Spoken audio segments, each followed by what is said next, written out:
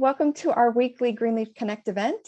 Today, we kick off our April series on technology and systems. We're very excited to welcome one of our investors, Ben Halpert, who started his own nonprofit focused on cybersecurity. Before we get started, we'd like to begin with our purpose here at Greenleaf Connect, which is to hold a weekly forum for us to get together and talk about all things Greenleaf. Greenleaf Connect creates a space for us to be direct, informative, and build transparency for our audiences on specific and important topics like the ones we'll discuss today. We always like to review our rules of engagement for our time together. So first, you can change your presentation view by moving the slider between the presentation and the speakers to make them bigger or smaller. We do ask that you mute yourself during the presentation portion of our meeting to avoid any feedback as we present. And we'll hold a live Q&A session at the end of the presentation, so have your questions ready for us. And a friendly reminder that this session is being recorded and will be made available on the Greenleaf Connect Workplace page for future reference. On our agenda today, Ben will give us some background on himself and provide us with an introduction on why he started Savvy Cyber Kids. Next, he'll walk us through how we got here with cybersecurity. He'll then give us some tips on how we can help with the issues of cybersecurity today. And Ben will close out with some wonderful guides and digital tools for us and our families. And as always, we'll conclude with our live Q&A and some important upcoming dates. So it's my pleasure to introduce you all to Ben Halpert. Welcome, Ben. I'll now turn this over to you. All right. Thank you so much.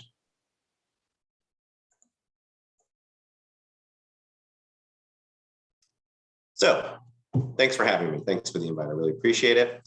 Thanks for all you do at Greenleaf and the Greenleaf Foundation as well.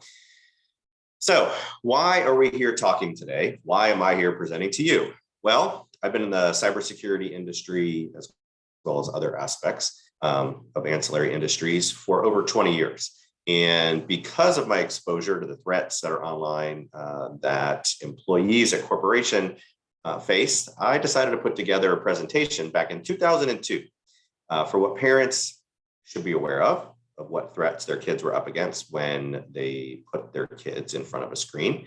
And back in 2002, by the way, we were talking about AOL chat rooms, Yahoo chat rooms, and a big monster computer that most families had in the kitchen or family room type area. So times have definitely changed, but you know what? The threats have not changed at all. So that's what we're going to talk about. And I decided to actually start the nonprofit in 2007, Savvy Cyber Kids, to actually deliver more and create more educational materials and resources for educators and for parents and other caregivers so we can help raise kids to be as successful as possible as they use the technology that they love. So digital native or digital naive. And so why that, right? So kids today are born into a world of technology and therefore they are digital natives. But frankly, they're actually digital naives. And why is that? Because when we give them a tablet for the first time, think about 11 months old, maybe younger, sitting at a table for dinner, a child will tap and swipe uninhibited. If you give a tablet to someone who hasn't used one in a while, maybe has never seen one, say someone who's like 75 years old, 80 years old or so, maybe not that technically literate, they'll sit there and they'll hold it and they'll stare at it and they say, I don't know what to do. So there's definitely a difference with technology and how we use it and why we need to educate our kids on appropriate technology use. Now, the reason why we're really talking about this today and why it's so important is because this child, if you can see, is using a Fisher-Price toy that has a space to insert an iPhone into it. This is a real picture that I took off of the internet. A proud parent posted this on a blog, a family blog. So, you might think, well, we don't really need to talk about this. We don't need to talk about educating kids at such a young age, but we actually do. Because the moment we give a child like this, in this age, a screen, we're teaching the child to think that everything they do and see and tap and touch and interact with on that device is a friend, is friendly. And every experience that they will have will be positive. And that is just not the case. This is a map of the sex offender registry. And this is a map, a slice of Atlanta in the map. And so in order for someone to show up as a dot on this map, they have to have raped or molested somebody. They have to be caught, by the way, for doing that. And these individuals typically rape or molest kids over 100 times before they are actually caught. They're then prosecuted, they're sentenced, found guilty, sentenced, spend time in jail, but then they're let back out into our communities. And so these individuals, by the way, the red dots are crimes against minors, kids, child rape, child molestation. The other colored dots are sex crimes against adults. And you can see the prevalence of crimes against children based on the colors. So kids today think that anyone they interact with in a game, anyone they interact with on social media in an app is a friend, because like that picture I just showed you, we have conditioned kids to think that every experience they have with technology is a good one. They think that anyone that reaches out in a game is a friend, anyone that reaches out in an app is someone that they should connect with. Not true. So I am going to show you some examples to educate you. Some of these examples might make you jump back for a second, but they're actually true examples of what happens in the world today.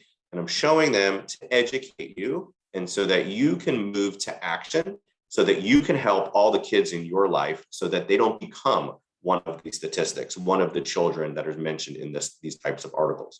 We're going to go through these really, really quick because I just want to set the stage so you understand that this is happening and this is real. This is a post from a police department where the police department was contacted by a parent, and the child was playing a game in Roblox, and they got a contact from this individual. Turns out this individual is on the Michigan sex offender registry. So these individuals, by the way, those red dots on the map, these sex offenders, they do not think it is wrong to have sex with a child that is 6 or 5 years old, or 11 years old, or 3 months old. And by the way, it's not sex, it's rape. These people think that the rest of the world, us, is wrong for sentencing them for their crimes. They just love children. That's how they talk about it. So it is our job to protect our youth. So this is one example. Now, by the way, those red dots on the map, they each have a type. So what I mean by that is that you have a type as well. So you are attracted to a certain type of male or female or other gender. And you may be attracted to someone with dark hair. You may be attracted to someone with light hair. You may be attracted to someone with light skin or dark skin, right? So we each kind of have a type that we're drawn to. These sex offenders have a type as well. Some of their types is a 5-year-old boy. Some of their types is a 12-year-old girl. So you can see, based on some of these examples I'm going to show you, that this is where this comes out. So the type that this individual wanted to molest or rape was a young child, because in this case, this was a very young child on Roblox. So this is actually an article about video games and how they're hunting grounds for predators. And so I was followed at an event that I went to. I presented at a gaming event in Atlanta, two-day gaming event called DreamHack. And so the New York Times reporter found out that I was presenting there, and they wanted to follow me during the event so I can explain what happens and they can learn about the culture in the community. And so the gaming community is amazing, but these predators are leveraging games for it. And so one of the important things that the writer actually published was that I told them that I said it's super, super important that when your child is 6 years old, you actually have to tell your kids every time you hand them a device or they're going to play a game or use an app to keep their clothes on at 6 years old. It sounds strange, but unfortunately, we have to arm our kids to protect themselves. And so every time your child picks up a device, a young child picks up a device, tell them, remember, keep your clothes on, never take your clothes off if someone requests it in a game, in an app, someone you're communicating with. I know it sounds strange, but that's what we have to do to protect our kids. So here's another example of what predators are doing. And so within games, they'll befriend someone and then they'll groom them to build confidence. And then they'll say, hey, you're a 10-year-old girl. Do you have a brother? Do you have a sister? And if they do, they'll say, oh, really? So as an example, you have a 3-year-old brother. Well, they'll explain to them how they want them. They're not going to use these words, but they basically want them to molest their younger siblings and takes videos and pictures and send it to them. creating child pornography. So it is crazy for us to think about this, but for these predators, this is what they do. This is how they talk to our kids. They get them, they know exactly how to groom them. They groom our kids really, really fast to get them to do the actions that we want them to. So again, never take off clothes. Got to teach your kids, never take off your clothes when you're using technology. So here's one example. This is a 29-year-old man who created a fake Snapchat account pretending to be a 16 or 17-year-old boy. And this 29-year-old man, his type, 10 to 12-year-old girls.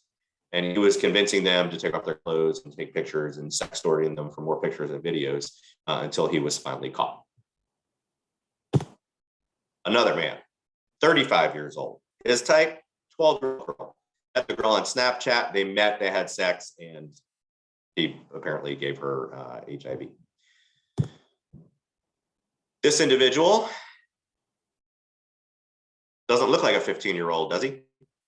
Well, this individual created an account posing as a 15-year-old boy and hoping to get explicit pictures of underage girls.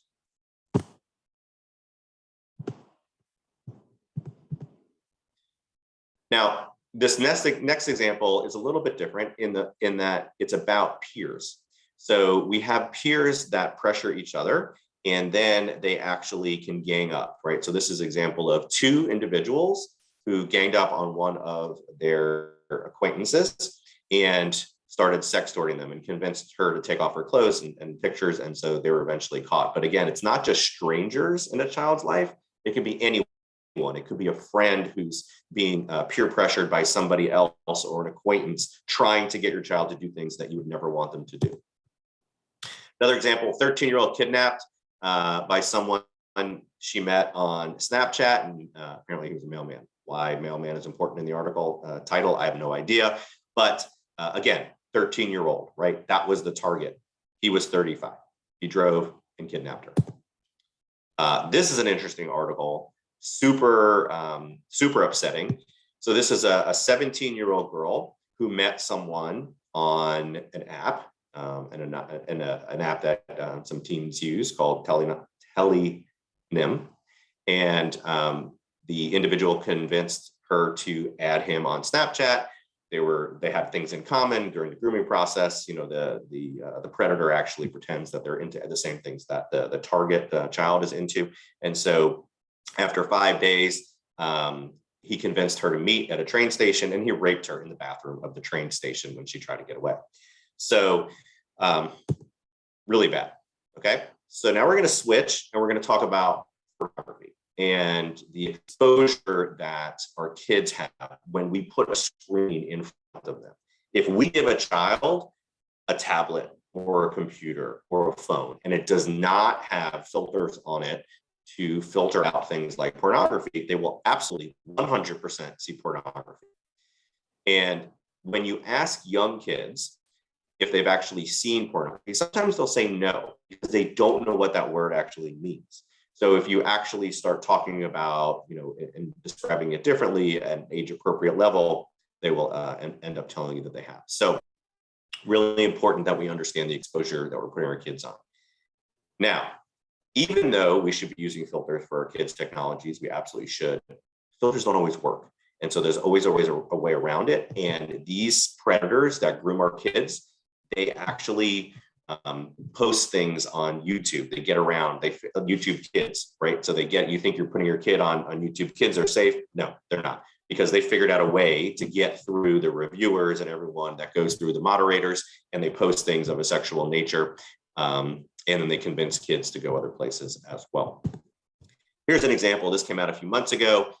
Billie Eilish was watching porn from age 11 years old, right? And every child, unrestricted access to a digital device, they will see porn way before their brains mature enough to process what it is and understand what it is and what it isn't.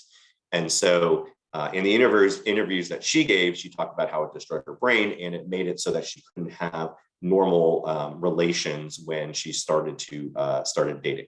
And so this is what happens with kids. This is what happens with kids in middle school and high school. When they watch too much pornography, they think that this is how you have sexual relations with someone. And it's actually not, right? It's a portrayal. So we need to educate kids on what pornography really is and isn't. Next thing we want to talk about, suicide rates. So if you actually look at suicide rates, they started going up at the invention of mobile devices. And that was about 15-ish years ago. And the suicide rates just keep climbing for kids. And so the best data that I've been able to find is this chart on the right. And this is from 44 children's hospitals. And it shows the exponential growth of child suicide attempts and suicides. And so what we're seeing is actually worse than this chart. This chart is just a subset of it. Not every child goes to a children's hospital. Not every family lives near a children's hospital. So if you know someone who is an ER nurse, they will tell you how disturbing it is, even in a regular hospital, how many kids they see that are trying to kill themselves. So these are some statistics, and I'm not going to talk through all of them, but these statistics are gathered over 2021 by a company called Bark, which we'll talk about later. And this is based on an analysis of 3.4 billion social media and email and SMS text exchange communications. So this is real data. This is not a survey of 1,000 students or 1,000 kids or whatever it may be. This is 3.4 billion messages. So it shows you, like, self-harm suicide, 43% of tweens, that's 9 years old to 12 years old, and almost 75% of teens were involved in a self-harm or suicidal situation. What does that mean? It means they either tried to kill themselves or one of their friends tried to kill themselves because it was part of conversations that they had, whether it was on social media or through email or through text or whatever it may be. Look at violence. Violence, 80% of teens have seen or experienced violent subjects. Almost 95%, almost every kid has seen violence, extreme violence. Look at depression, 32% of tweens and 56% of teens. This number, by the way, Bark's been doing this for years, this number continues to increase. So think about those self-harm and suicide rates, they keep going up as well. And then you can see about other types of impacts that our kids are up against. Now, take a deep breath. That was a lot, right? Again, I didn't show you that to scare you. I showed you that to show you the environment that we're putting our kids in when we hand them advice and we don't provide them education on how to protect themselves and how to respond to these predators that are out there and are trying to get them to do things we would never want them to do. So now let's move into digital parenting. So the best thing that we can do for a child is to show a child how to behave, how to act when they use technology. So what does that mean? If you want your child not to grow up and stare at a phone during dinner, you have to actually not bring your phone to the dinner table.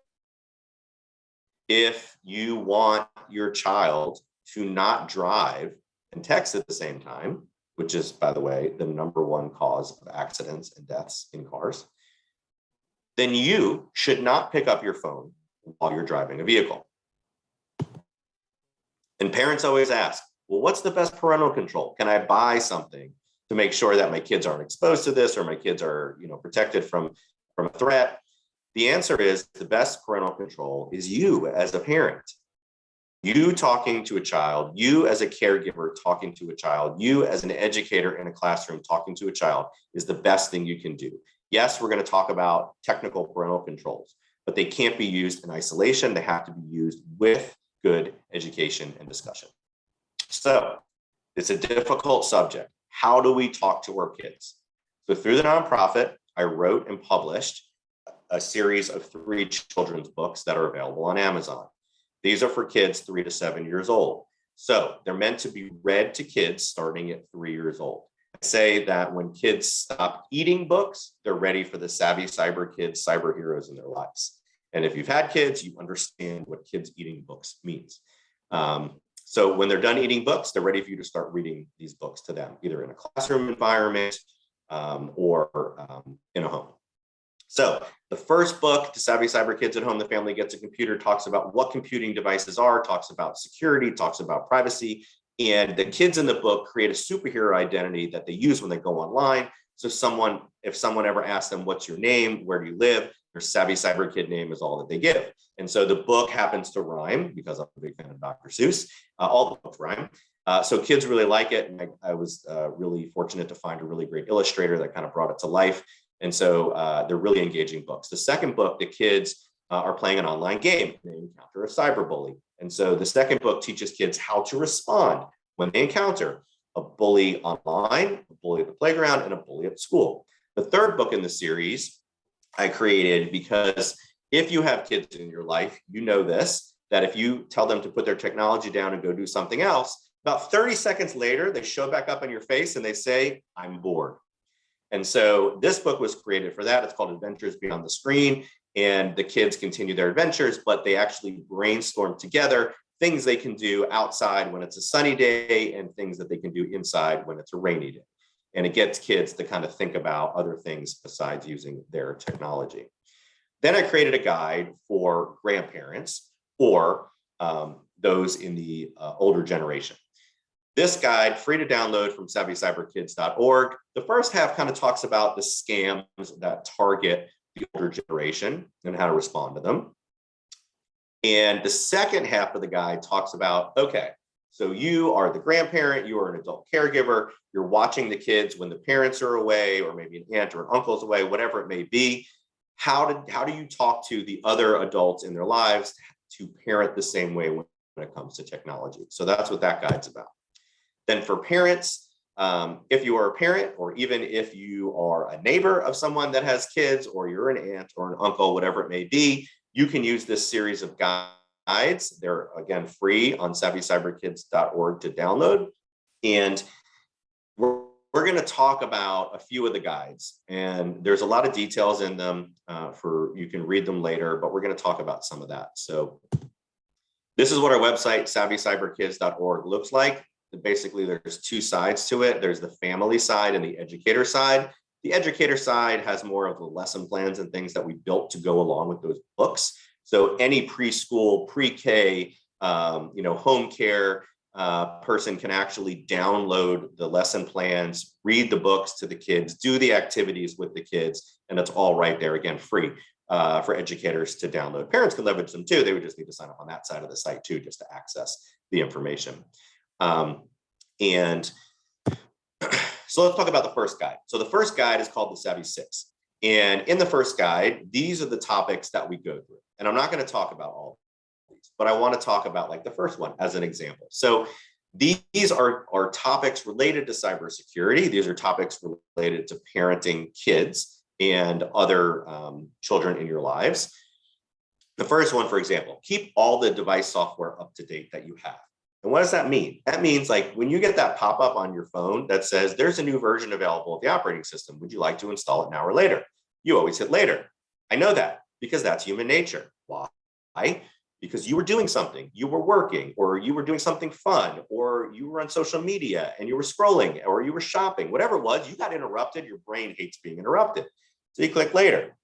But after this, I would like to make sure that you never do that again. And here's why. Anytime a manufacturer, whether it's Apple or Microsoft or Google or whoever, it does not matter, says there is an update for your device, would you like to install it? Yes or no, or now or later.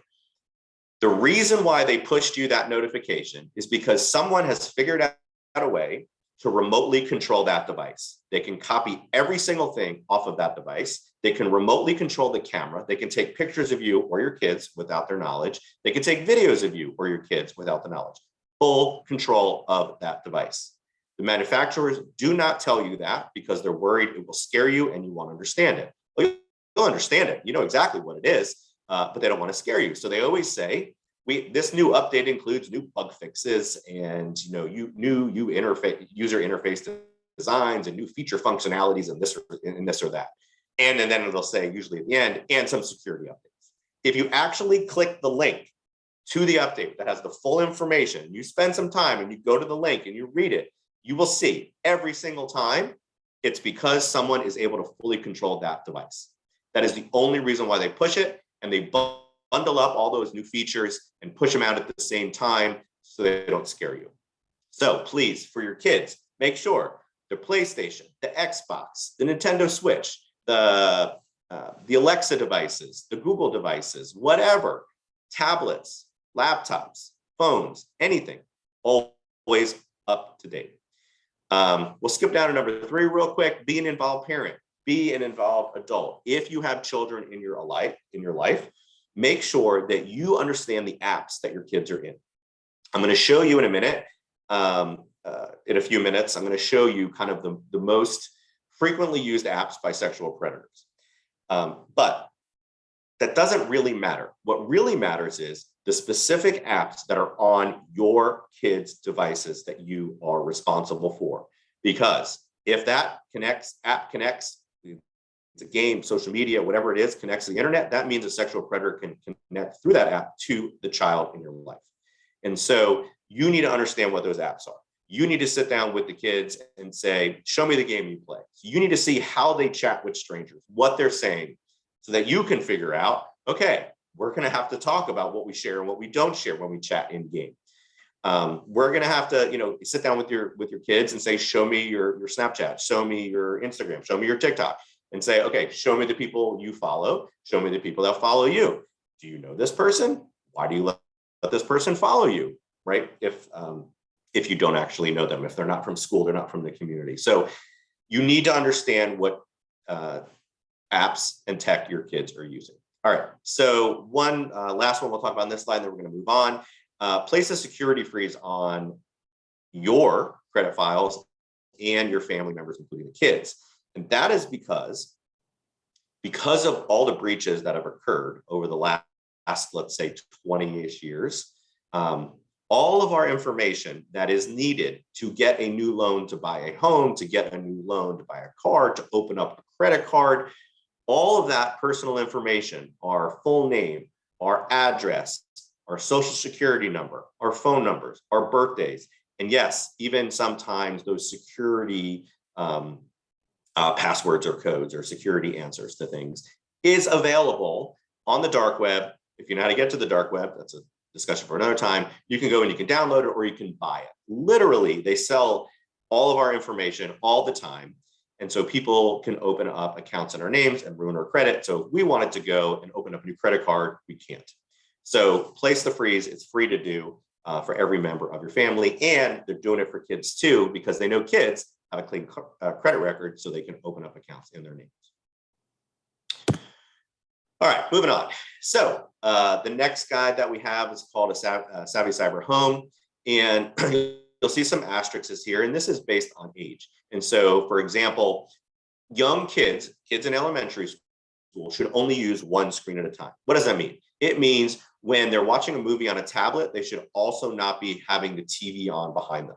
When they're playing a game, they should also not be streaming a video on another screen. That's what that means.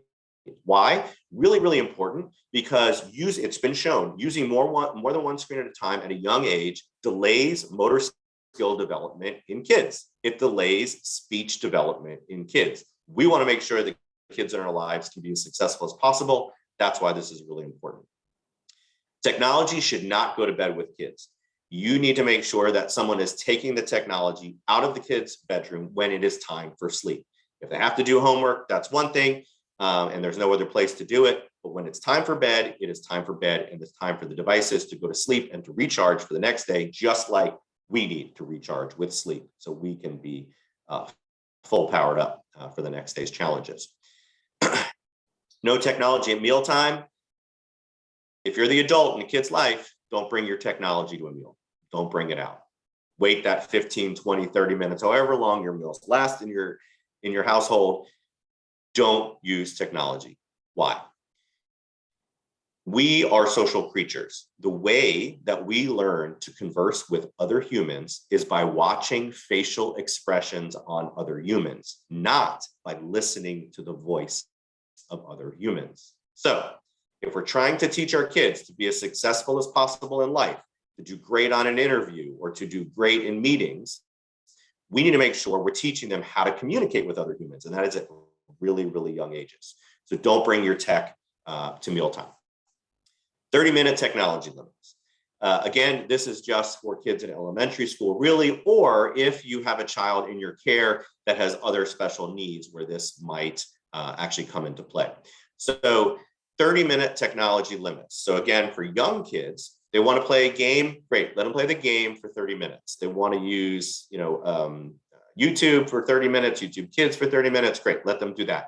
But separate the time between each one, make them in blocks, make them go outside or do an activity inside like draw or color or whatever. It doesn't matter what it is, but no screen. They need breaks. The brain needs breaks. And that's because their brains actually change state after 30 minutes and they can't focus and they can't move on to the next kind of activity we're trying to get them to do. Anyway, a lot more tips covered there. You can download the guide free from our website.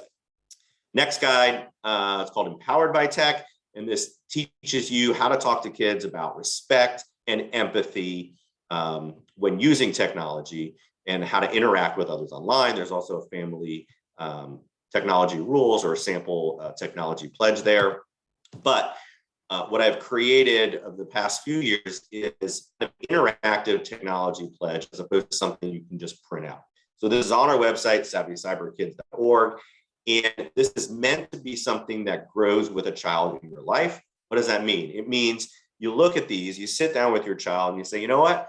We're going to pick these 3 rules and this is what we're going to follow. Or we're going to pick these 10 rules and this is what we're going to follow as a family or a family unit. And it can change over time. As your child ages, these rules change, right? You can pick and choose. There's a place to put custom rules at the bottom. And then you put your email in and it emails you just the rules that you picked. So you can print it, put it on a refrigerator or next to a computer or wherever it is that it can be seen so everyone in the family understands what they're supposed to be doing online. I don't capture that information. I have no idea who uses this. There's just a counter on the page, so I just see how many times it's been used. And so that is way better because we have to change this over time as our kids age than just printing out a piece of paper and checking checkboxes. All right, there's another guide about the sex talk, how to talk to kids about sex and consent. Really, really, really important based on the exposures our kids get. By the way, even if you do your best talking to your kids and using technology to block them from seeing certain things, you must know that they will go to someone else's house on a play date and they will see pornography. They will see things you never wanted them to see. But by having open communications with your child and talking to them, you will create the ability and the atmosphere that they will come to you and say, hey, you know what? I saw pornography today, or I saw XYZ today, and I didn't really understand it. Can you explain that to me, what I saw? And then you can explain what it really was, as opposed to having, their best friend explain to them something wrong.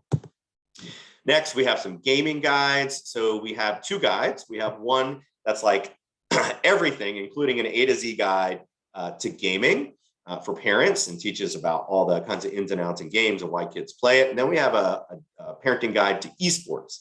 Esports is a new, relatively new phenomenon in the last, let's say, 5-ish years. And kids can actually go to college on a scholarship for esports, for playing games. However, that means they also still have to have good grades in school, just like they would if they played another sport. So esports is a thing. You can learn about it, free to download from our website. And a couple of weeks ago, I just published this. So for the first time, I'm publishing a parenting guide. It's called Digital Parenting by the Ages. I haven't announced it yet, but I just put it up and we're talking, so I'm sharing it. It is a guide, and you can see the contents in the different chapters. So because kids need to understand technology and should be using technology in a different way at different ages, I created this guide to be, it's a really action-oriented guide. And I put it here because I'm trying to get more parents to see it. I try to make it free. Apparently Amazon's a for-profit business. They don't do that. But if you're part of Kindle Unlimited, it's free. And the least amount of money I'm allowed to charge is 99 cents, which is why it's 99 cents.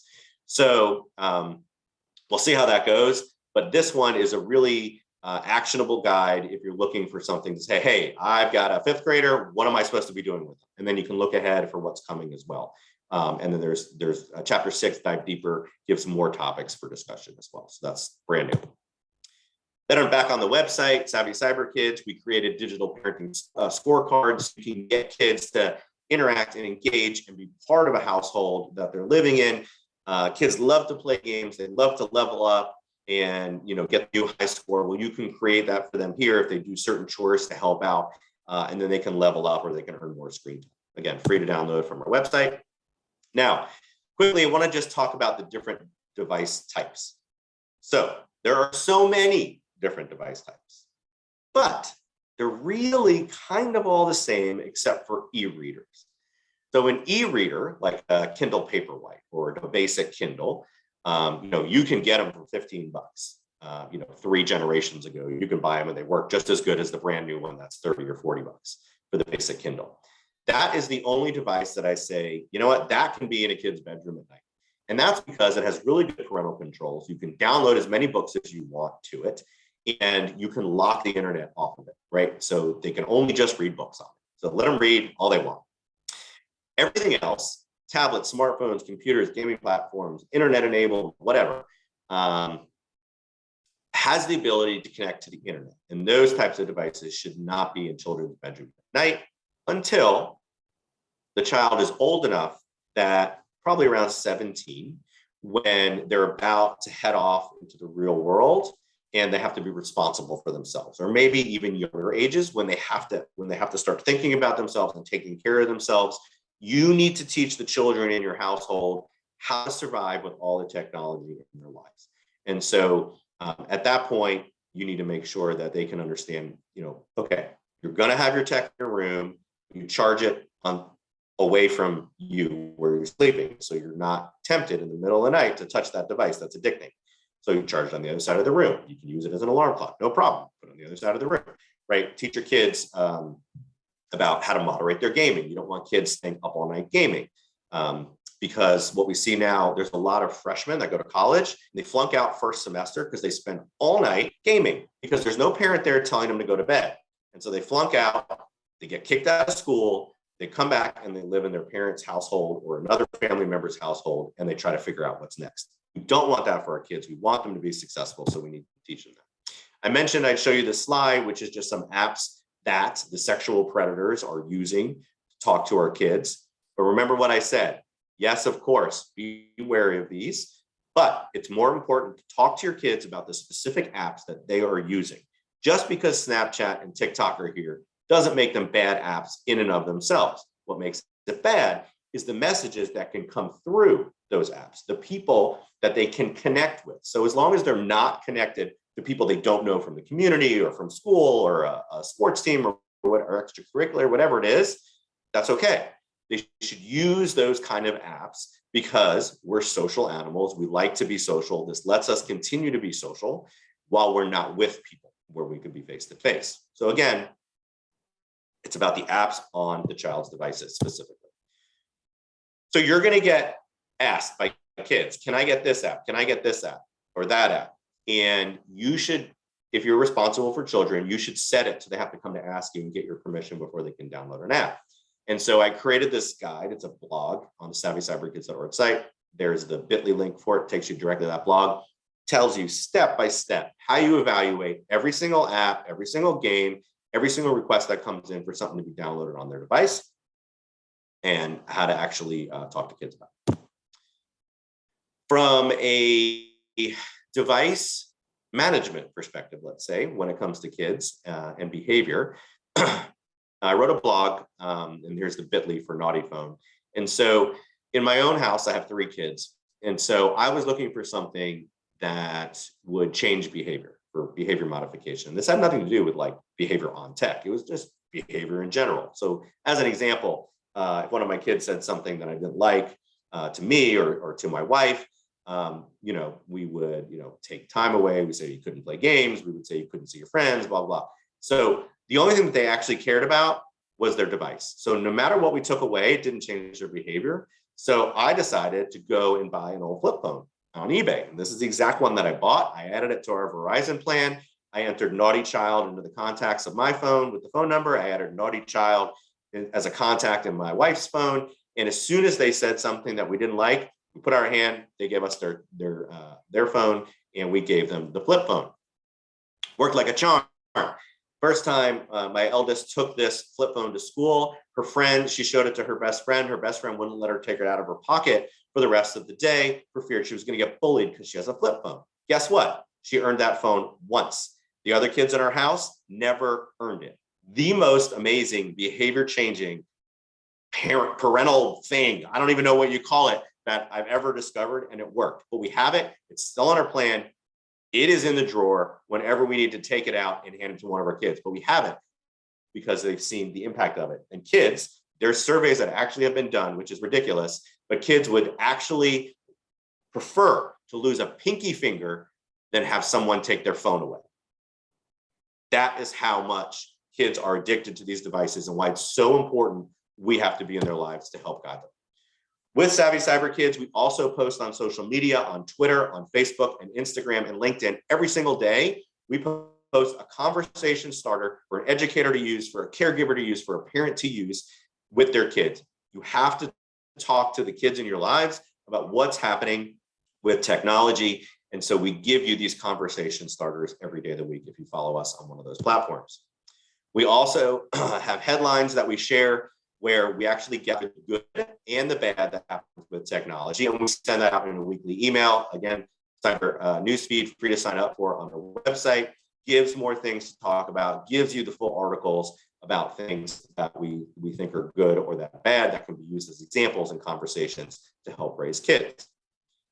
So, parental controls. I said the best parental control is you or the adult caregiver in a kid's life. However, parental control should also be used for young kids on their technology to help reinforce the behavior you want to see. Now, the best thing to do, whatever the tech is that a kid has, the child has, you just Google it, right? The product name and then parental control settings. So I did that for Nintendo Switch, parental control settings. I Googled it. This was the second link. And Nintendo provides step-by-step how to set up parental controls on the device. So we don't have kids gaming all night long. And we don't have them connecting to people that we don't want them connecting to. So any tech in a child's life, you should do that. We also have, we can leverage something called Google Alerts. It's free. It's a free service from Google.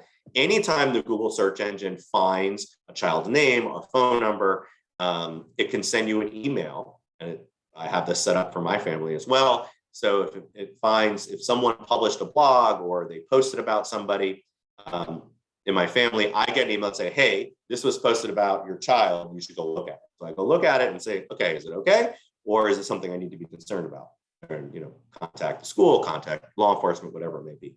So the only thing to know about Google Alerts, they're free, which is great, but it won't actually search for things behind a paywall. A paywall is when you enter a user ID and a password and you have to log into a system. So it can't search, for example, Instagram. It can't search Facebook. It can't search TikTok because it's behind that user ID and a password. So there are different types of parental controls that are out there. You have hardware parental controls to use within a household.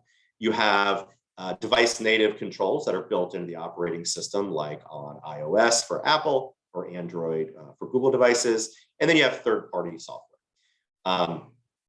I would say that the Android devices and the Apple iOS devices have now caught up with all the third-party software that has been out there and sold. So use those first, and they're free, which is great.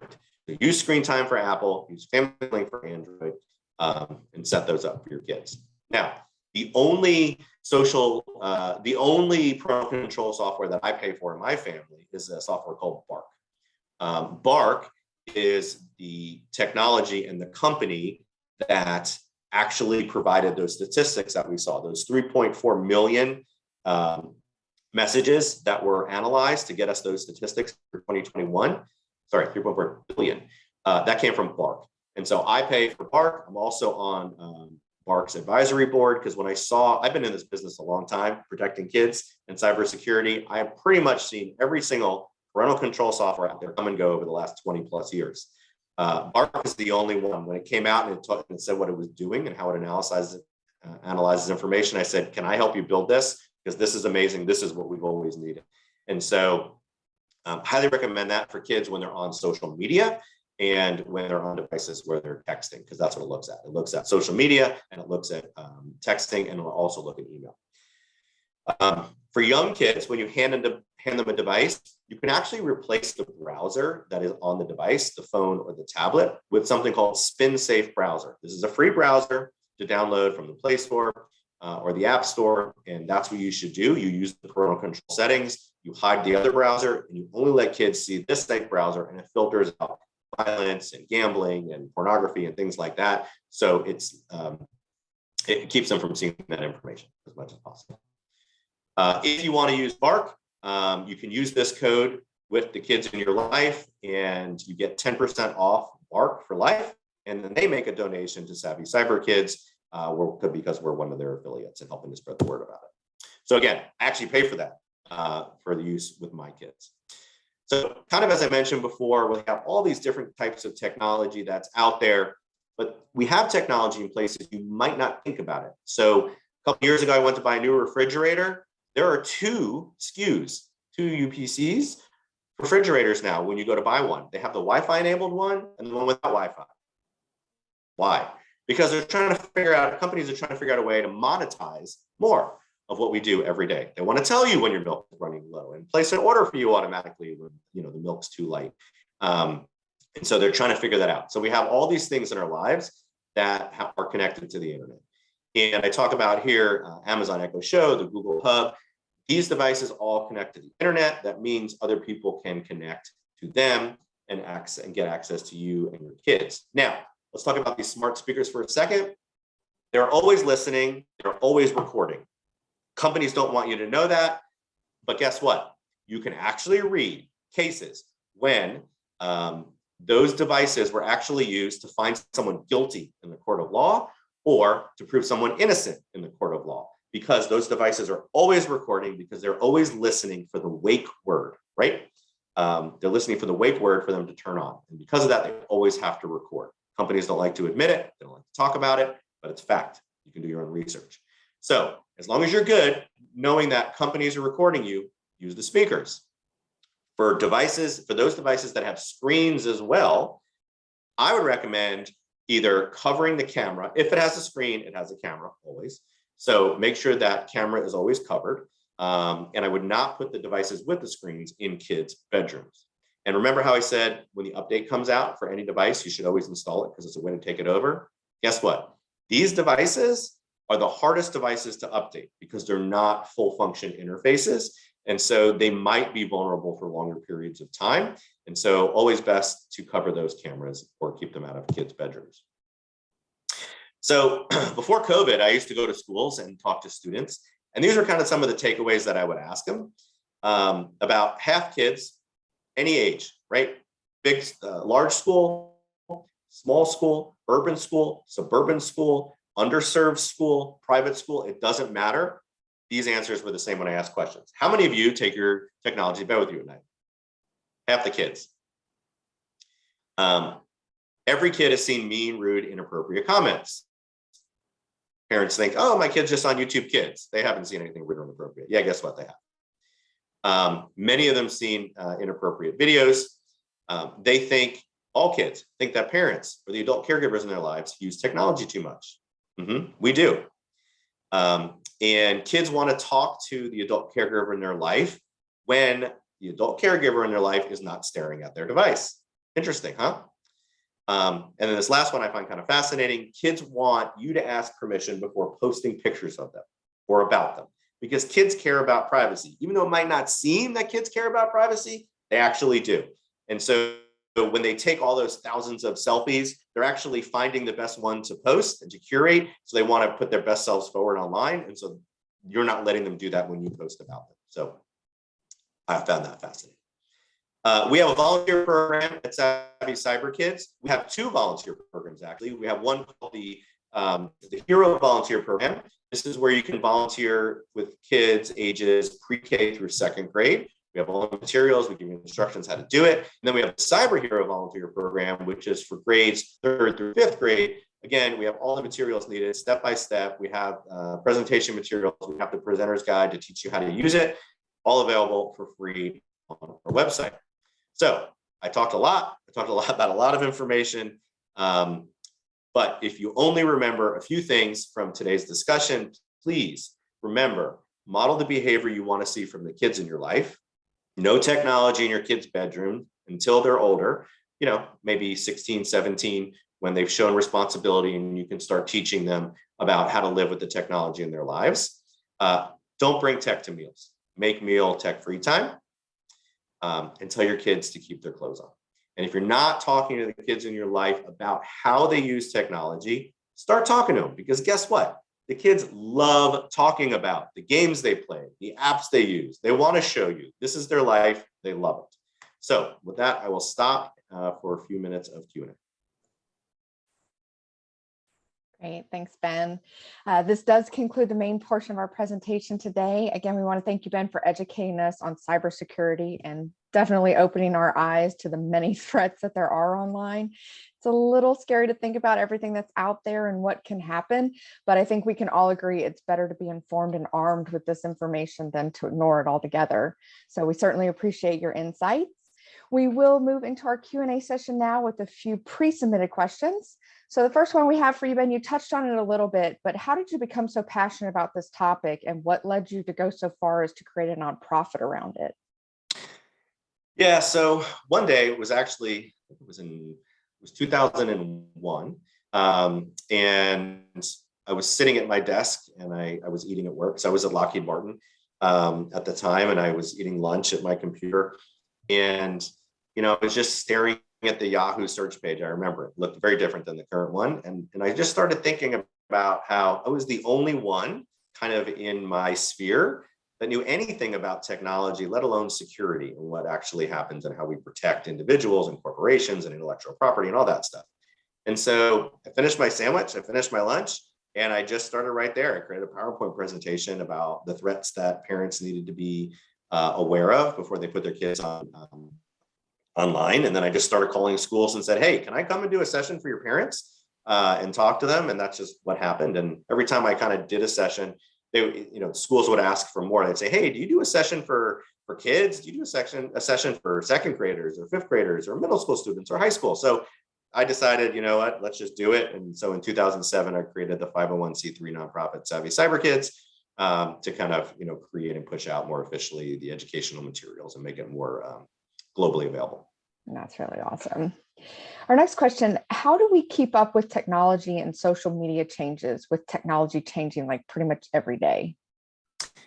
Tech does change absolutely every day. So that's one of the reasons why we created that cyber news feed, so that we kind of capture like what's happening, right? So Instagram came out with a new way that parents can get involved with parental controls. And so, we posted a link to the article on that. So, we talk about, hey, new technologies all the time. And then we talk about how the predators are leveraging technology to get to the kids. So, just signing up for that weekly, free email that goes out is a great way to kind of keep up with what's changing in tech related to kids, and not just related to kids. So like today we shared an article about how Amazon and Google are now starting to actually use drones, to start delivering packages in certain areas. So, interesting, ways to talk to kids, because you might have a child that's like, I hate reading, I don't like to do that, but I really like to play with my drone outside. Well, if you can start engaging the conversation around what excites the child, then, any conversation is a great conversation. Right, good suggestion there. So how do we continue to educate ourselves on what platforms and things are out there if we don't actually use them ourselves, and our kids are usually finding out about them first? Yep. So talk to your kids, right? So it's about that conversation. Ask them, hey, what's your favorite game? What's your favorite app? What's the new game that everyone's talking about and playing? What's the new app that everyone's moving to now? So just start engaging in the conversation and ask them, and they will tell you. And be excited when you hear about it. Really? That's a new game? Sure. What do you do in it? Really? You kill that many people all the time in the game? Can you show me more about it? Right? or new social media app. Well, show me how you use that social media app. I'm super curious. I want to know, should I be on it? And then they'll be like, no, don't go on that because then I have to leave it.